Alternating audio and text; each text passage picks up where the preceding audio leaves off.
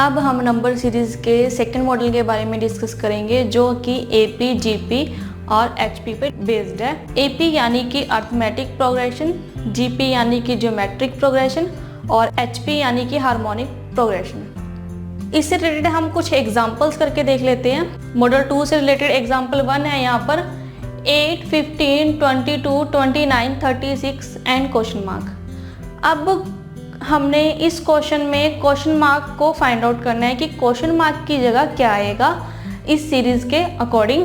हम पहले ही डिस्कस कर चुके हैं कि ये डिपेंड करता है कि इसके पीछे का लॉजिक क्या है।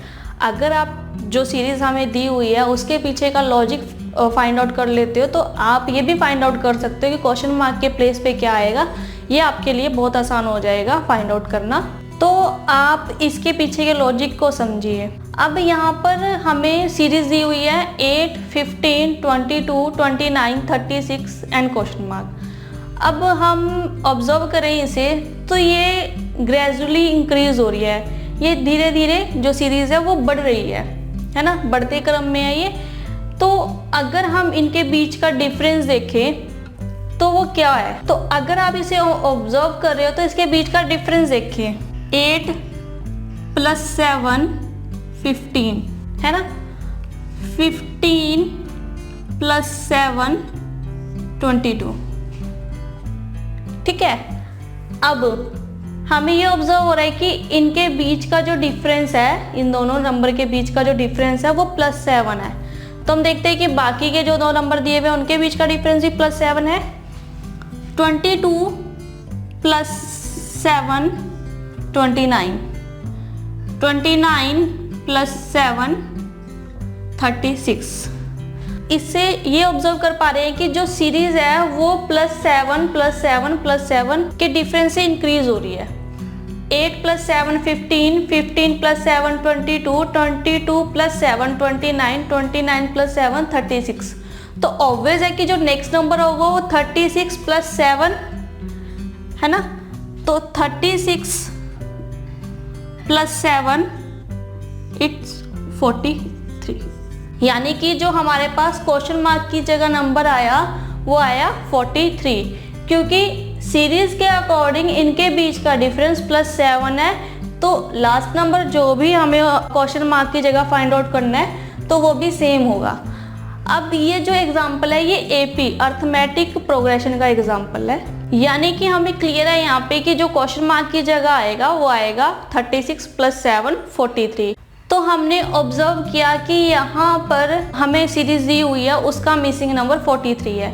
अब आप ये भी ऑब्जर्व कर रहे होंगे कि यहाँ पर सभी के बीच का डिफरेंस 7 है। ठीक है, एक ये फिक्स नंबर है कि जो सभी के बीच में सेम डिफरेंस है, तो ये अर्थमेटिक सीरीज है। तो आप ऑब्जर्व कर रहे हो कि अर्थमेटिक सीरीज यानी कि जहाँ पर दो नंबर के बीच का, दो कंसेक्यूटिव नंबर के बीच में जो लगातार डिफरेंस है वो सेम रहे, फिक्स्ड नंबर रहे, और जो अगला नंबर है वो पिछले नंबर में कुछ फिक्स नंबर जोड़कर हो नेक्स्ट नंबर, उस तरह की सीरीज को हम अर्थमेटिक सीरीज कहते हैं। तो इस फिक्स नंबर को हम कॉमन डिफरेंस भी कहते हैं। यहाँ पर जो हमारे पास कॉमन डिफरेंस है वो 7 है।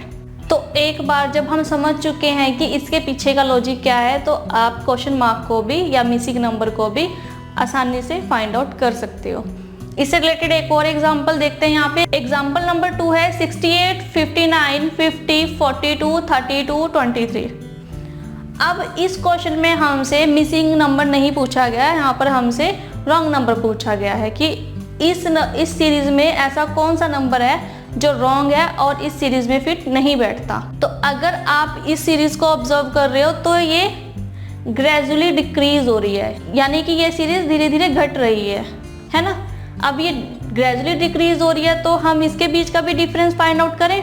इसके बीच का डिफरेंस 68 - 9 देन 59। अगर हम 68 में से -9 करेंगे तो हमें 59 मिलेगा। ठीक है, 59 - 9 50। यानी कि हमें इन दोनों नंबर से ये पता लगा कि इनके बीच का जो डिफरेंस है वो -9 है। तो हो सकता है कि सभी सीरीज में -9 ही कॉमन डिफरेंस हो। तो चेक कर लेते हैं।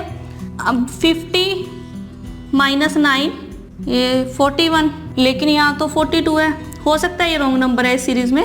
अभी हमें कंफर्म नहीं है तो हम बाकी के नंबर भी चेक कर लेते हैं कि बाकी के नंबर के बीच का डिफरेंस क्या है। 32 माइनस 9 23। अब हमने यहाँ पे ये चेक करना है कि 42 यहाँ पर रॉन्ग नंबर है या नहीं है। तो 41 माइनस 9 32। यस, 41 में से माइनस करेंगे 9 को तो हमें 32 मिलेगा यहाँ पे, लेकिन अगर 14 में से माइनस 9 करेंगे तो ये आएगा 33। यानी कि हमारे पास जो 42 है वो रॉन्ग नंबर है और 42 हमारे इस सीरीज में आंसर है। इन एग्जाम्पल्स में हमने ऑब्जर्व किया कि अगर हमें मिसिंग नंबर या रॉन्ग नंबर फाइंड आउट करना है तो हमें सबसे पहले उस क्वेश्चन के पीछे के लॉजिक को फाइंड आउट करना होगा। अगर हम उसके पीछे के लॉजिक को फाइंड आउट कर लेते तो हमारे लिए मिसिंग नंबर या रॉन्ग नंबर फाइंड आउट करना बहुत ईजी है। और इस तरह की सीरीज को हम एपी यानी कि अर्थमेटिक प्रोग्रेशन या अर्थमेटिक सीरीज कहते हैं। अर्थमेटिक सीरीज जहाँ पर हमारे पास दो कंसेक्यूटिव नंबर के बीच का डिफरेंस एक फिक्स्ड नंबर हो, जैसे कि यहाँ पर +7 या इस सेकंड वाले एग्जांपल में -9 एक फिक्स्ड नंबर है जो कि सभी में सेम डिफरेंस है, या फिर सेकंड नंबर फर्स्ट नंबर में कुछ फिक्स्ड नंबर ऐड कर बना हो, तो हम उस तरह की सीरीज को अर्थमेटिक सीरीज या अर्थमेटिक प्रोग्रेशन कहते हैं। अब हम मॉडल 2 के नेक्स्ट एग्जाम्पल सेट को करते हैं जो कि जीपी यानी कि ज्योमेट्रिक प्रोग्रेशन पर बेस्ड है। ज्योमेट्रिक प्रोग्रेशन का अर्थ है जहां पर सीरीज में नेक्स्ट नंबर की कैलकुलेशन पिछले नंबर से किसी फिक्स नंबर को मल्टीप्लाई कर की गई हो। यानी कि हमारे को अगर नेक्स्ट नंबर चाहिए तो जो प्रीवियस नंबर है, जो पिछला नंबर है, हमने उसको किसी एक फिक्स नंबर से मल्टीप्लाई किया होगा तो हमें वो नेक्स्ट वैल्यू मिलेगी। और उस नेक्स्ट वैल्यू से अगर हमें नेक्स्ट नंबर चाहिए तो हम उसको भी उसी फिक्स नंबर से मल्टीप्लाई करेंगे तो उससे नेक्स्ट वैल्यू हमें मिल जाएगी। अगर हमें इस तरह की कोई सीरीज मिलती है जो जिसका कॉमन डिफरेंस मल्टीप्लिकेशन फैक्टर हो तो हम उसको ज्योमेट्रिक प्रोग्रेशन कहते हैं। इससे रिलेटेड कुछ एग्जाम्पल करके देख लेते हैं। एग्जाम्पल है यहाँ पर 16, 80, 400, क्वेश्चन मार्क 10,000, 50,000। अब अगर आप इस सीरीज को ऑब्जर्व कर रहे हो तो यहाँ पर जो सीरीज है वो ग्रेजुअली इंक्रीज नहीं हो रही, इंक्रीज हो रही है लेकिन ग्रेजुअली इंक्रीज नहीं हो रही है, शार्पली इंक्रीज हो रही है। यानी कि एक जंप के साथ इंक्रीज हो रही है, मतलब 60 के बाद 20 नहीं है, 30 नहीं है, डायरेक्ट 80 है ना। अब एक जंप के साथ ये इंक्रीज हो रही है तो हम देखते हैं कि इनके बीच का डिफरेंस क्या है। इनके बीच का डिफरेंस 16 को 5 से मल्टीप्लाई करें तो 80, 80 को 5 से मल्टीप्लाई करें तो 400। अब हमें इन दोनों नंबर को कैलकुलेट करके ये समझ में आ रहा है कि ये टर्म हमें मिली है वो 5 से मल्टीप्लाई करके मिली है। अब जो 400 आया वो भी 80 को 5 से मल्टीप्लाई कर आया। तो देखते हैं कि 400 को 5 से मल्टीप्लाई करेंगे तो क्वेश्चन मार्क की जगह क्या आएगा, 400 मल्टीप्लाई 5 ये आया 2000, यानी क्वेश्चन मार्क की जगह आया 2000। 400 को 5 से मल्टीप्लाई किया तो ये आया 2000। ये देखना कि यहाँ पर 2000 हमारे पास राइट आंसर है या नहीं है।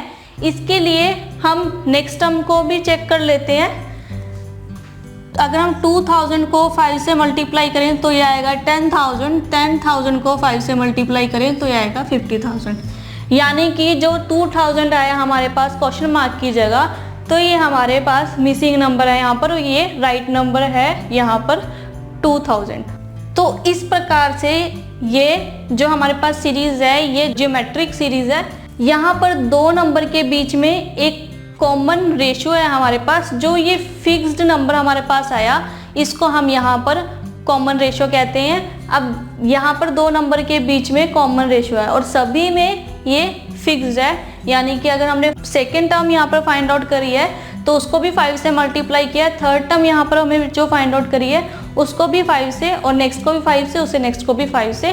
तो इस तरह से यहाँ पर एक फिक्स नंबर हमें दिया हुआ है। इस तरह से हमें यहाँ पे एक कॉमन रेशियो दी हुई है जिससे कि हम इस सीरीज को फाइंड आउट कर सकते हैं कि इस सीरीज में क्या मिसिंग है। और इस सीरीज में कॉमन रेशियो 5 है, तो इस तरह की सीरीज को हम ज्योमेट्रिक सीरीज कहते हैं। तो जहाँ पर सीरीज शार्पली इंक्रीज हो रही हो और उनके बीच में एक कॉमन रेशो दिया हो हमें, तो उस तरह की सीरीज को हम ज्योमेट्रिक सीरीज के लॉजिक से फाइंड आउट कर सकते हैं। हम पहले ही मेंशन कर चुके हैं कि आप इसके पीछे के लॉजिक को नहीं गैस कर सकते, नहीं फाइंड आउट कर सकते कि इसके पीछे लॉजिक क्या दिया हुआ है सीरीज के, तो आप क्वेश्चन को लीव कर दो और आप अपने आप को रिस्ट्रिक्ट करो कि आप 40 या 45 सेकंड में क्वेश्चन को सॉल्व कर सके, क्योंकि यहाँ पर कोई गारंटी नहीं है कि आप नंबर सीरीज के क्वेश्चन को इसी मेथड से सॉल्व करोगे या इसी फॉर्मूला से सॉल्व करोगे।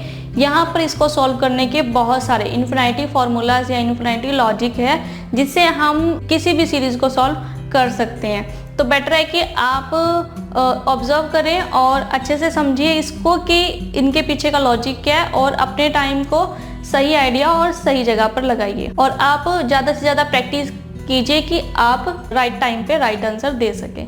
इससे रिलेटेड हम एक और एग्जाम्पल करके देखते हैं। एग्जाम्पल 4 है यहाँ पे 7000, 1400, 280, 56 एंड क्वेश्चन मार्क। अब यहाँ पर भी जो सीरीज है वो ग्रेजुअली डिक्रीज नहीं हो रही है, डिक्रीज हो रही है यहाँ पे सीरीज, लेकिन ये ग्रेजुअली डिक्रीज नहीं हो रही, ये भी एक जंप के साथ डिक्रीज हो रही है यहाँ पर। मतलब 7000 के बाद 1400, 1400 के बाद 280, 280 के बाद 56 और हमें क्वेश्चन मार्क यानी कि मिसिंग नंबर हमने यहाँ पे फाइंड आउट करना है कि 56 से नेक्स्ट नंबर क्या होगा।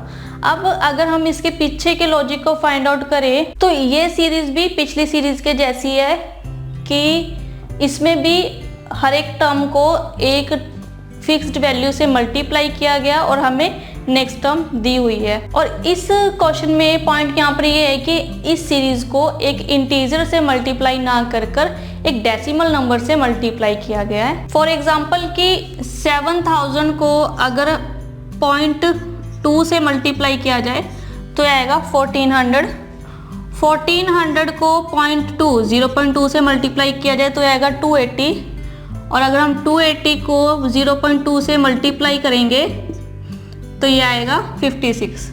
अब हम ये ऑब्जर्व कर पा रहे हैं यहाँ पर कि जो ये सीरीज है 0.2 से मल्टीप्लाई होकर हमें नेक्स्ट टर्म दे रही है, यानी कि जो 56 से नेक्स्ट टर्म आएगी वो भी 0.2 से मल्टीप्लाई कर आएगी। अब जब हम 56 को 0.2 से मल्टीप्लाई करेंगे तो ये आएगा 11.2, यानी कि क्वेश्चन मार्क की जगह हमारे पास आया 11.2। तो यही लॉजिक है इस क्वेश्चन के पीछे का कि सभी टर्म्स को यहाँ पर 0.2 से मल्टीप्लाई किया गया है, या हम कह सकते हैं कि सभी टर्म को 1/5 से मल्टीप्लाई किया गया है, या हम ये भी कह सकते हैं कि इसको 5 से डिवाइड किया गया है। For example 7000 divide 5 1400, 1400 divide 5 280, 280 divide 5 56 and 56 divide 5 11.2। तो ये क्वेश्चन ज्योमेट्रिक सीरीज पर बेस्ड है जहां पर मल्टीप्लिकेशन फैक्टर हो दो कंसेक्यूटिव नंबर के बीच में और वो हमेशा फिक्स्ड हो, तो वो हमेशा एक फिक्स्ड वैल्यू रहेगा। तो आप इस पर अच्छे से प्रैक्टिस कीजिए ताकि आप इन क्वेश्चन के पीछे के लॉजिक को फाइंड आउट कर सके और जल्दी से या बिना टाइम वेस्ट किए इनके आंसर को फाइंड आउट कर सके। फिर चाहे वो हमारे को मिसिंग नंबर पूछा गया है, हमसे रॉन्ग नंबर पूछा गया, कोई भी हमसे किसी भी तरह की सीरीज हमसे पूछी जाए तो हम उसको इजीली सॉल्व कर सके। अब ये जो हमारे पास एग्जाम्पल थे ये मिसिंग नंबर वाले थे। मान लो हमारे पास यहाँ पे रॉन्ग नंबर वाला कोई एग्जाम्पल हमें दिया हो तो हम उसके पीछे भी, अगर वो ज्योमेट्रिक प्रोग्रेशन से रिलेटेड है तो हम उसके पीछे के लॉजिक को फाइंड आउट करके आंसर को फाइंड आउट कर पाएंगे। अब हम मॉडल 2 का नेक्स्ट एग्जाम्पल करते हैं जो कि HP यानी कि हार्मोनिक प्रोग्रेशन पर बेस्ड है। इसको हम एक एग्जाम्पल से समझते हैं। क्वेश्चन है हमारे पास 1/2, 1/5, 1/8, क्वेश्चन मार्क 1/14 और 1/17। तो हमारे पास यहाँ पर जो सीरीज दी हुई है 1/2, 1/5, 1/8, क्वेश्चन मार्क 1/14 और 1/17, अगर हम इसे रेसिप्रोकल कर दें तो हमारे पास सीरीज बनेगी 2, 5, 8, क्वेश्चन मार्क 14 एंड 17। ठीक है, यानी कि अगर हमें ये सीरीज दी हुई है डिवीजन फॉर्म में, फ्रैक्शन फॉर्म में 1/2, 1/5, ये हमारे पास फ्रैक्शन फॉर्म में सीरीज दी हुई है, हमने इसको रेसिप्रोकल किया तो हमारे पास 2, 5, 8, क्वेश्चन मार्क 14 एंड 17। अब अगर हम इसके पीछे के लॉजिक को फाइंड आउट करें तो अगर हम इनका डिफरेंस देखें 2 + 3 5, 5 + 3 8। अब क्वेश्चन मार्क, और अगर हम 14 और इसके बीच का डिफरेंस देखें तो वो भी +3 है। अब हमें लॉजिक ये समझ में आ रहा है कि जो नेक्स्ट टर्म बनी है वो +3 करके बनी है, यानी कि अगर मैं 8 में +3 करूँ तो मुझे यहाँ पे क्वेश्चन मार्क वाली टर्म मिल जाएगी। तो 8 + 3 यानी कि यहाँ पर आया 11। 8 + 3 यहाँ पर आया 11। तो 11 + 3 14, यानी कि हमारे पास जो क्वेश्चन मार्क की जगह नंबर आया या क्वेश्चन मार्क की जगह जो टर्म आई वो है 11। अब अगर हम इसको क्वेश्चन की फॉर्म में देखें 11 को, तो ये आएगा 1/11। ठीक है, जब हमने सीरीज को रेसिप्रोकल किया तो हमारे पास क्वेश्चन मार्क की जगह है 11, और अगर हम इसे क्वेश्चन की फॉर्म में देखें तो ये 1/2, 1/5, 1/8 इस फॉर्म में है, तो यहाँ पर भी 1/11 ये क्वेश्चन मार्क की जगह हमारे पास आंसर आया 1/11। तो ये एग्जाम्पल हार्मोनिक सीरीज पर बेस्ड है, जहाँ पर जो सीरीज है वो रेसिप्रोकल फॉर्म में हो और उनके बीच का डिफरेंस एक फिक्स्ड वैल्यू नंबर हो, और यहाँ पर जो फिक्स्ड वैल्यू है वो +3 है। तो आप इस तरह के क्वेश्चन पर अच्छे से प्रैक्टिस कीजिए, इनके पीछे के लॉजिक को फाइंड आउट कीजिए, ताकि आप क्वेश्चन को इजीली सॉल्व कर सके और आंसर को फाइंड आउट कर सके। तो मॉडल 2 में हमने ये सीखा कि अगर हमारे पास 2 कंसेक्यूटिव नंबर दिए हुए हैं और उसके पीछे के लॉजिक को फाइंड आउट कैसे कर सकते हैं। अगर आप उसके पीछे के लॉजिक को नहीं फाइंड आउट कर सकते तो आप क्वेश्चन को छोड़ दो और नेक्स्ट क्वेश्चन पर मूव कर जाओ, और आप अच्छे से प्रैक्टिस कीजिए और जो क्वेश्चन दिया हुआ है उसके पीछे के लॉजिक को फाइंड आउट करें।